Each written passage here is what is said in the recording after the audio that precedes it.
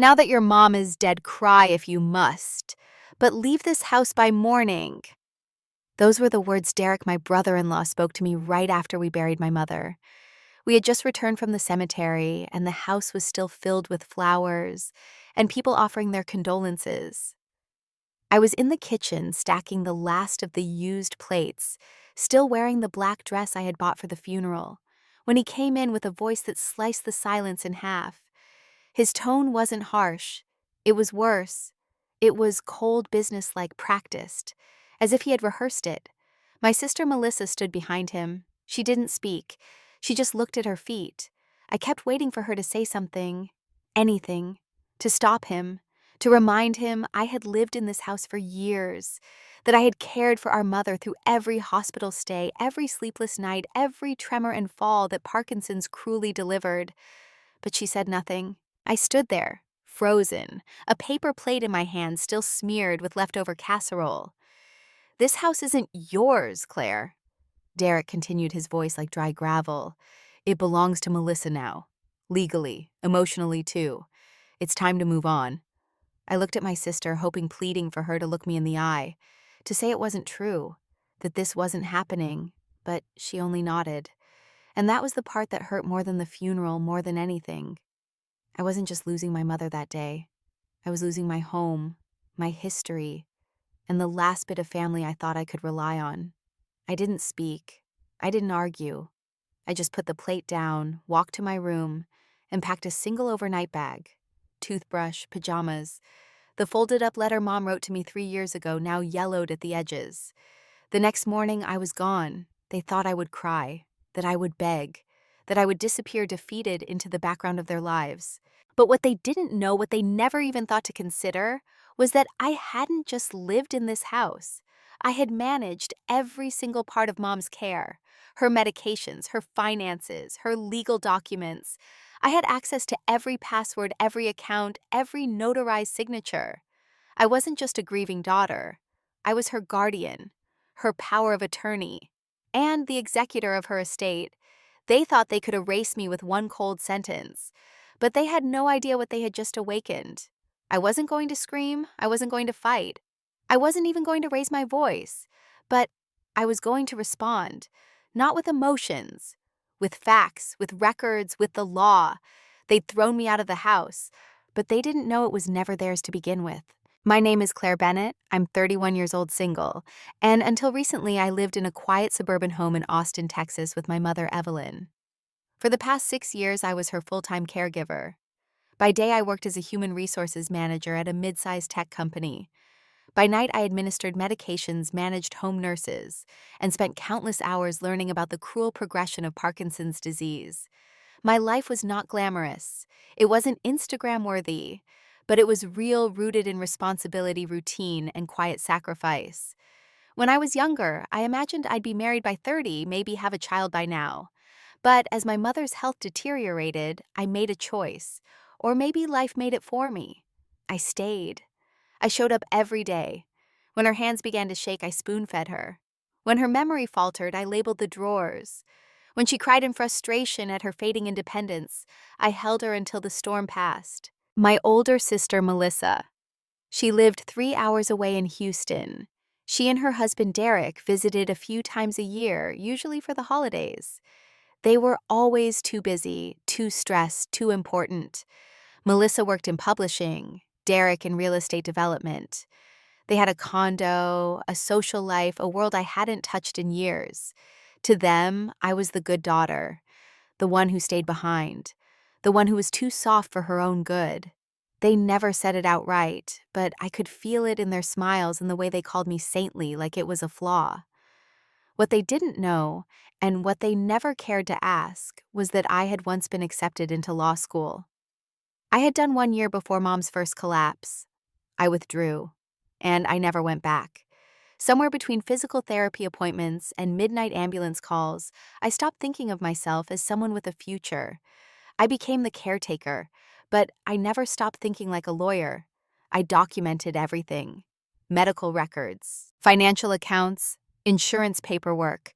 I was the one who called the insurance companies when bills were denied, the one who filed for disability benefits, managed her retirement funds, adjusted her portfolio when the market turned. I wasn't just her daughter, I was her manager, her protector, her second set of hands and feet and eyes.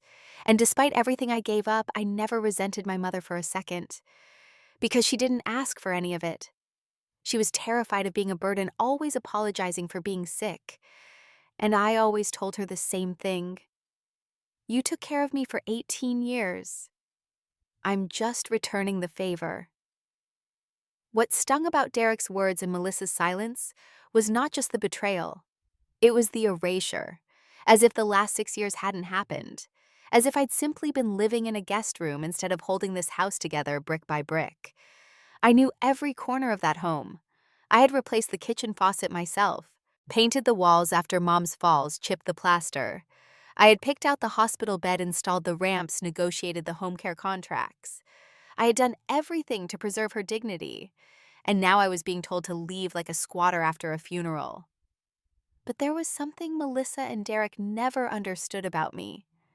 I may have looked like the quiet one, the soft one, the obedient little sister. But I was also the one who had access to every financial record, every legal document, every signed form. And if they thought I was going to walk away from 6 years of service, 6 years of loyalty, 6 years of silence, they were very, very wrong. The night after the funeral, I didn't sleep. I lay on the creaky pull-out couch in my old apartment, staring at the ceiling fan that made a soft clicking sound every time it rotated. I'd signed the lease on this place 6 years ago, back when I thought my mother's care would be temporary, when the doctors still spoke in hopeful tones. I kept it all these years, just in case my own version of an emergency exit. But now that I was back, it didn't feel like mine anymore. Everything felt smaller. I hadn't even unpacked my bag. The dress from the funeral was still folded over the chair. I kept replaying the moment in the kitchen. Derek's voice, Melissa's silence, my hands holding the paper plate. I tried to justify it, to find a thread of understanding. Maybe they were overwhelmed. Maybe grief had made them cruel. Maybe Melissa didn't mean to agree with him. But none of that changed the fact that they had asked me to leave my own home, the place I had spent every waking moment nurturing, into a space of safety and dignity for our mother. And then, like a whisper in the dark, a memory surfaced. 1 year ago, Mom in her hospital bed, a notary present, her hand shaking as she signed the papers we had discussed many times. She had wanted everything to be in order. She was clear about her wishes. You've given me your life, Claire. Let me give you back something. I want you to have peace when I'm gone. The documents were all there. Power of attorney, medical directive, and most importantly, her last will and testament. They had been filed, properly notarized, and stored in a safe I kept in my bedroom closet. I sat up. I hadn't grabbed the documents when I left. In my shock and grief, I had only taken essentials. I'd left behind everything, including proof. I opened my laptop and accessed the encrypted cloud backup I'd set up. Every file I had scanned over the years was there. Medical receipts, insurance summaries, legal documents. I pulled up the will. The words were crystal clear. I, Evelyn Marie Bennett, of sound mind and body, do hereby leave all real property, financial assets, and personal belongings to my youngest daughter, Claire Elizabeth Bennett, who has been my sole caregiver, support system, and executor of my estate. No mention of Melissa. No percentages. No vague language. Just one name, mine. I stared at the document, the signature, the seal. And for the first time since the funeral, I didn't feel numb. I felt cold, focused. Derek had looked me in the eye and said, "This house isn't yours." Melissa had nodded. They had made me believe I had no right to be there. But the truth was, they were the intruders, not me. I opened my financial spreadsheets. I tracked every expense related to Mom's care. Over the years, I had spent nearly 30% of my income supplementing what insurance didn't cover: physical therapy sessions, prescription medications, medical equipment, home renovations. I wasn't looking for reimbursement, but I was done being treated like an afterthought. I scrolled further and found something curious. 2 months before Mom passed, there was a withdrawal from her healthcare account, $25,000, marked renovation. But I hadn't approved that expense. I was the co-signer on the account, and I had not seen any work done on the house. I cross-checked the transaction log. The funds had been transferred to a joint account held by Melissa and Derek. My heart tightened. I called the bank's fraud hotline and requested a statement of all transactions from the past 12 months. I didn't mention names. I didn't accuse anyone. I just asked for the truth. The truth arrived 2 days later in the form of a thick envelope. Inside, a printed breakdown of account activity. Page after page of charges, spa visits, hotel stays. Even a down payment on a luxury SUV. All from the healthcare account. All while Mom was still alive. I stared at the numbers, my hands trembling. $25,000 meant for my mother's care spent on indulgences. Melissa had signed off on every transaction, and Derek no doubt had encouraged it. It wasn't just betrayal, it was theft. I sat back in my chair and closed my eyes. The weight of what I was holding threatened to collapse me. But instead of crying, I opened my email and wrote to Mom's estate attorney, Rachel Monroe. I hadn't spoken to her since the signing. She replied within the hour. Claire, I'm so sorry to hear about your mother's passing. I remember how devoted you were. And yes, I still have a copy of the will on file. If you'd like, we can set a meeting to formally open probate and read the terms. Let me know when works for you. I scheduled it for Monday. That gave me 3 days to gather everything: documents, statements, receipts, records, 3 days to prepare. They had underestimated me because I had been quiet, because I had never demanded anything, because I didn't make scenes. But what they didn't realize was that I had learned from the best. My mother had taught me that dignity was not about silence. It was about restraint. And when pushed too far, even the calmest person knows how to stand their ground. The storm was coming, and I had the receipts. I spent the weekend transforming my living room into a war room. On the coffee table, 3 manila folders labeled Legal, Financial, and Personal. On the wall, a whiteboard where I wrote key dates, amounts, and a timeline of events. I didn't tell anyone what I was doing. I didn't post anything online, didn't call friends for sympathy, didn't vent to coworkers. I just worked, because that's what I do. I had always been methodical, and now I was channeling every ounce of that discipline into uncovering what Melissa and Derek had done and what I needed to do to stop them. First, the house. The deed records I'd retrieved showed a joint tenancy between my mother and me, established 4 years ago, when her illness had worsened.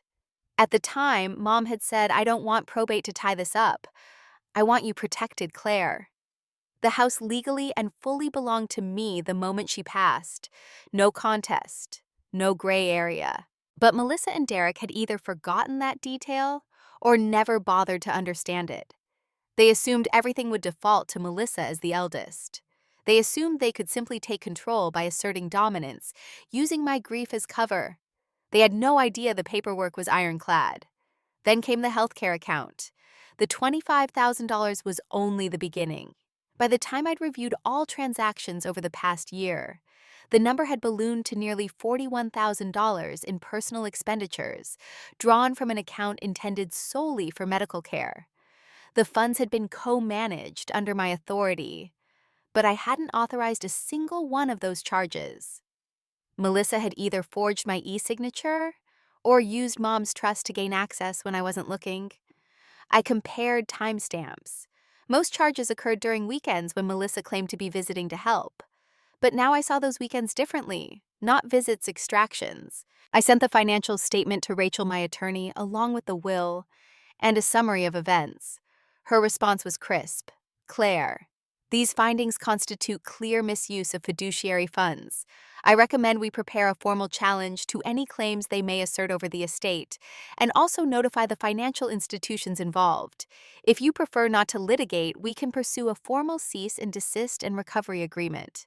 I told her I wanted to start quietly, not because I was afraid, but because I wanted to give them the chance to show their true character. On Monday, we held the formal will reading at Rachel's office. Melissa and Derek arrived 10 minutes late, dressed like they were heading to brunch. Melissa wore sunglasses indoors and hugged me stiffly. Derek didn't acknowledge me. We sat at the long mahogany table. Rachel opened the meeting. As Evelyn Bennett's estate attorney, I am here to execute her final testament. She read the document line by line, her voice steady. Melissa leaned back, arms folded, while Derek fidgeted with his phone. Then came the moment. I, Evelyn Marie Bennett, bequeath all property, including the residence at 109 Maple Lane, to my daughter, Claire. Elizabeth Bennett, who has cared for me, lived with me, and honored me in the final years of my life. Melissa sat forward. Wait, that can't be right. Rachel didn't flinch. It's been on file since last year. Signed, witnessed, and notarized. Derek scoffed. But she told us the house was going to be shared. We made plans. Intentions are not legally binding, Rachel replied calmly. The will is explicit. Melissa turned to me, her voice rising. Claire, are you serious? You're going to keep everything? You're really doing this? I didn't raise my voice. I didn't match her anger. I simply opened my folder and slid a copy of the bank statement across the table. You want to talk about fairness? Let's talk about the $41,000 you withdrew from Mom's healthcare account for hotels, spa days, a Mercedes deposit, all while telling me you couldn't afford to help with her hospice care. Her face drained of color. That money was not yours, Isiptid, and definitely not for personal use. Derek reached for the statement, but Rachel stopped him. We will be initiating an internal review with the bank and reporting misuse of fiduciary funds unless a settlement is reached. Melissa's voice cracked. You can't do this. We're family. I looked at her and saw someone I no longer recognized. Not the big sister who used to braid my hair, not the woman who sang to me when I was sick, just a stranger who had seen an opportunity and tried to seize it. You already did this, I said. The moment you stood by and watched him tell me to get out of the house I built into a home. The moment you decided Mom's death was your opening move. I stood. This meeting is done. Rachel nodded. We'll be in touch regarding next steps. I walked out of the office into the bright Austin sun, not triumphant, not vengeful, just clear. They had taken their shot. Now it was my turn. I had the house, I had the records, I had the law. But more than that, I had the truth.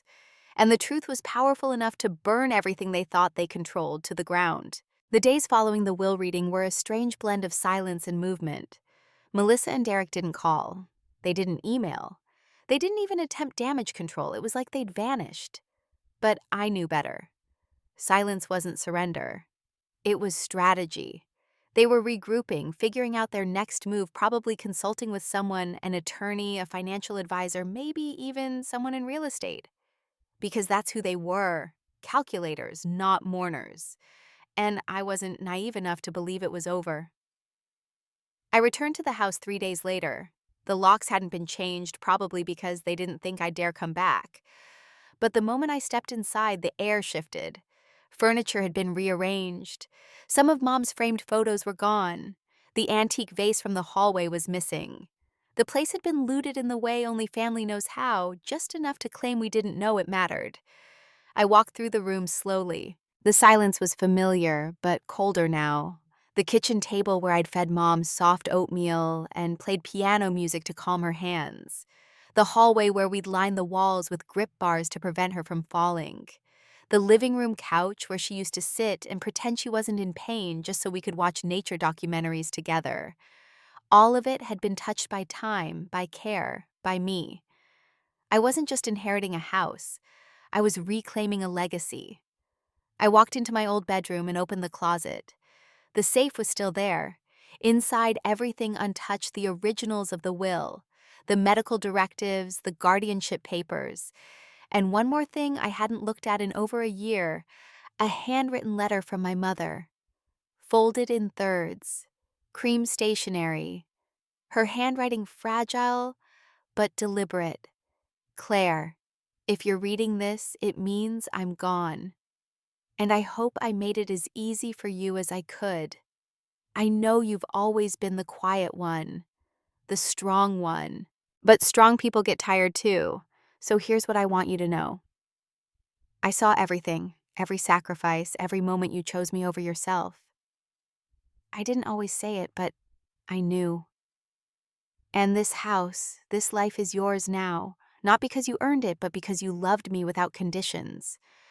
That's rare, Claire. That's real. If your sister fights you on, it don't bend. She made her choices. So did Derek. You are not responsible for their consequences. You are only responsible for living your life now. Yours, not mine. Love, Mom. I sat on the edge of the bed, letter clutched in both hands, and let the tears come. Not out of grief, not out of pain, but out of release. I wasn't crazy. I hadn't imagined the imbalance. Mom had seen it too, validated it, named it. I put the letter back in the safe, then walked into the guest room, Melissa's old room. That's when I noticed something strange, a thick manila envelope wedged between books on the shelf, labeled Mortgage Docs. I pulled it out and flipped through, and there it was, their desperation in black and white. Melissa and Derek had taken out a private loan using their condo as collateral. A second lien. They were underwater. The payments were barely being made. And then the final twist, 2 months before Mom died. They'd requested a home equity line of credit against this house, against my house.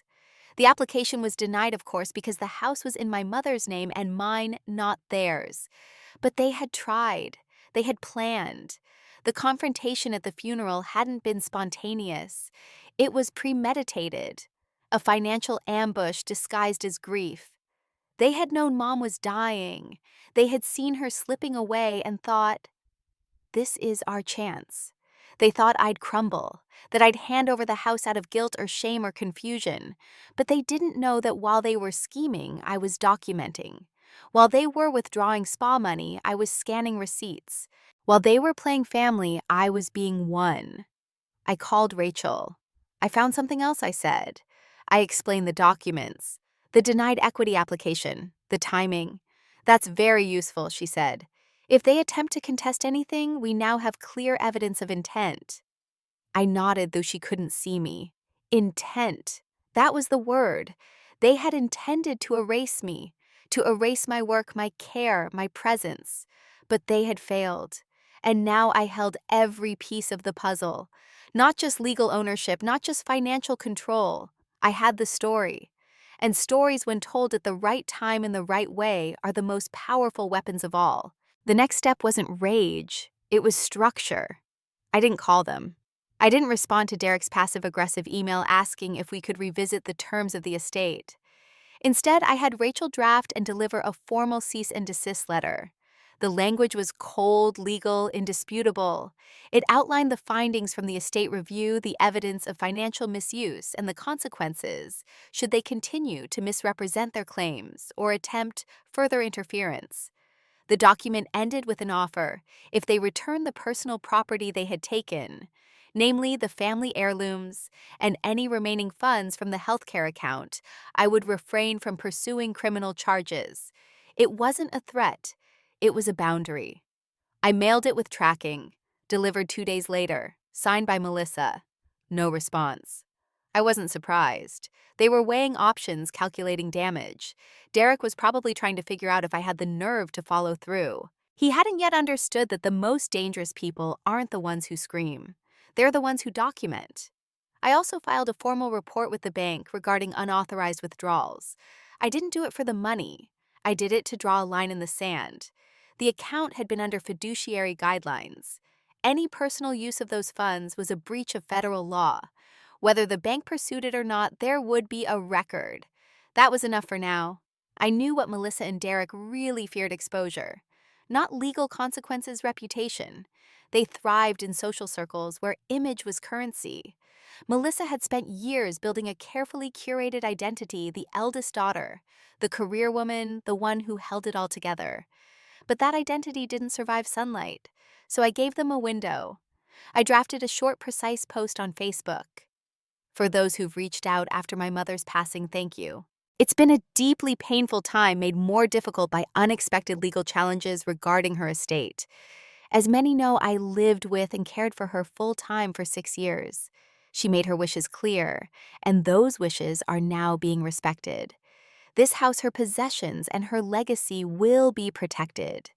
If you hear rumors to the contrary, I urge you to ask why someone would spread them and what they stand to gain.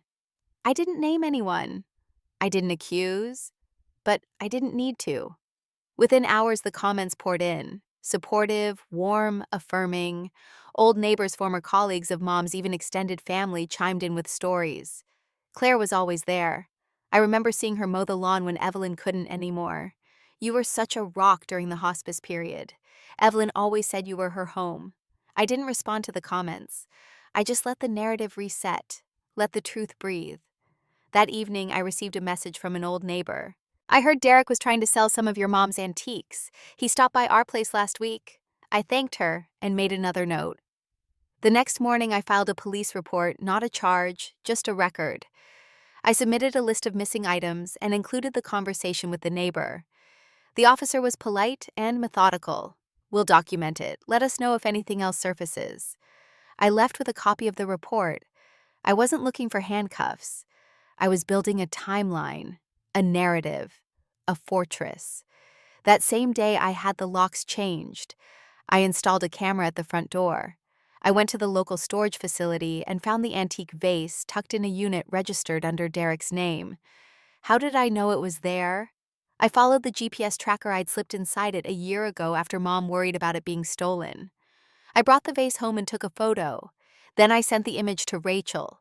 Proof of possession and recovery, I wrote, adding it to the file. Rachel replied within minutes. This may qualify as premeditated property misappropriation. Would you like me to escalate? I thought for a moment. Then replied, not yet. Let them come to me. Because I knew they would. Desperation has a shape. It starts as silence. Then it mutates into requests, then pleads, then veiled threats. I was ready for all of it. Not because I was vengeful, but because I had spent years being the quiet one, the stable one, the dependable one. Now I was just being something new, prepared. I stood at the edge of the garden that afternoon, watering the soil where Mom's favorite roses had just started to bloom again. She had always said, to grow something beautiful, you have to protect the roots. I was doing just that. And if anyone tried to dig them up, they'd find out just how deep they ran. The cracks began to show exactly 1 week after the cease and desist letter was delivered.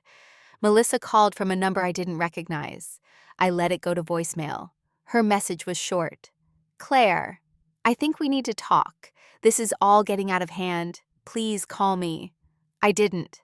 Instead, I pulled up the case file. I'd built 63 pages of timelines, receipts, bank records, will copies, notarizations, email correspondences, and now voicemail transcriptions.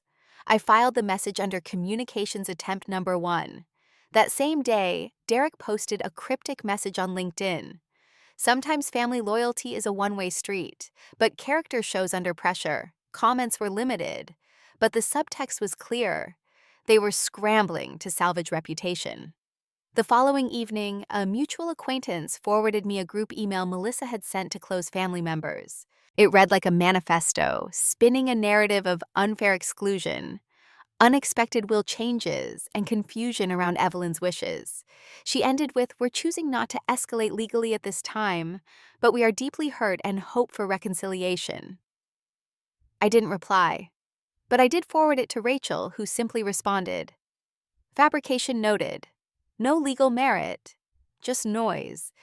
Days later, a letter arrived at my door.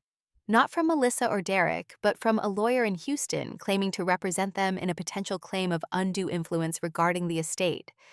I smiled as I read it. It was weak. No case citations. No evidence. Just veiled accusations and emotional language. I sent it straight to Rachel.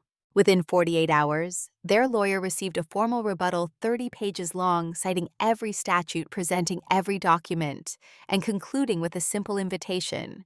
Should your clients wish to proceed with litigation, we are confident the court will recognize the validity of the estate execution, and we are fully prepared to pursue damages and legal fees for frivolous claims. No further letters came. Instead, the real collapse began. The SUV Melissa had bought with the misused funds repossessed. Derek's real estate license suspended, pending an ethics investigation connected to a complaint filed by a former client. Their condo, on the market within 2 weeks, listed due to relocation. But everyone in their circle knew the truth. A friend from Melissa's publishing world messaged me discreetly. Just so you know, she's been blacklisted by one of the major houses. Word travels fast. I didn't gloat. I didn't post. I didn't even reply. I was busy. I had begun the process of converting the house, not selling it, not renting it, but transforming it into something new, a care sanctuary. I partnered with a local hospice nonprofit to create a small residential program for women with chronic illness and no family support. We called it Evelyn's Place. Every room was being repainted, every corner repurposed. I kept my old bedroom as an office, and Mom's room remained untouched, the heartbeat of the house. Meanwhile, Melissa sent one final email. It wasn't a threat. It wasn't even angry. Just 6 words. Please don't turn your back forever. I didn't reply. Not because I hated her, but because I finally understood what Mom meant in her letter. Love is not the absence of boundaries. Love is not giving until you disappear. Real love protects. And sometimes that protection means walking away.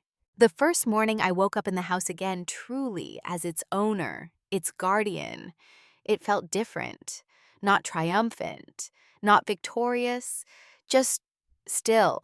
I brewed coffee in the same kitchen where I'd once measured out medications, sat at the table where Mom used to rest her teacup between tremors. The sunlight came in through the east window just like it always had, casting long gold bars across the hardwood floor. But now, it felt like it belonged. Not to me exactly, but to peace, to closure. The renovation plans for Evelyn's Place moved faster than I expected. Local contractors, many of whom had known Mom offered discounts or volunteered time. Furniture companies donated items. Nurses reached out to volunteer hours. And slowly, the house that had once been a hospice of sorrow became something else entirely. A space of dignity. We built 3 private suites, each with wide door frames, adjustable beds, custom lighting. We designed a communal kitchen, soft reading corners, a garden path out back lined with lavender and stone benches. Every decision was rooted in the same question: what would make a woman feel safe when the world has forgotten her? The answer wasn't luxury. It was quiet, softness, respect. On the wall above the front door, I had a small brass plaque installed. It read, "In this home, you are not alone." The first resident moved in on a breezy Friday morning in May. Her name was Gloria, 64 years old, diagnosed with ALS, estranged from her only son. She clutched my hand when I gave her the tour and said, "This feels like being seen for the first time in a long time." That night, I sat in the garden with a glass of iced tea, the air warm and humming with crickets, and I let myself breathe. Not rush, not plan, just be. I didn't think about Melissa or Derek or what had been lost, because for the first time in years, I wasn't holding everything together. I was letting something bloom. Weeks passed. Evelyn's Place became known in the community. Donations came in, volunteers arrived. A social worker from the city wrote an article about us, and soon after a small media outlet reached out. I hesitated, but I agreed to an interview not to shame anyone, not to tell the full story, but to show what could come from ruin. The article's headline read, "From Caregiver to Founder, How One Woman Turned Grief into Grace." I framed a copy and hung it in the hallway. By June, I started writing. Not fiction, not memoir, just reflections, lessons. I posted one on a small blog I'd created under a pseudonym. It went viral. Then came emails, publishers, journalists, women who said I thought I was alone. I signed a deal, wrote a book, sold the rights. But I kept my name off the cover. It wasn't about being seen. It was about witnessing. The garden bloomed like never before that summer. Roses like the ones Mom loved. Daisies along the fence. A single magnolia tree planted in the front yard in her memory. People asked if I missed my old life, if I ever regretted staying. I always said the same thing. This was the life. Everything before was just waiting. And it was true. I didn't feel broken anymore. I didn't feel erased. I had rebuilt something not out of revenge, but out of truth.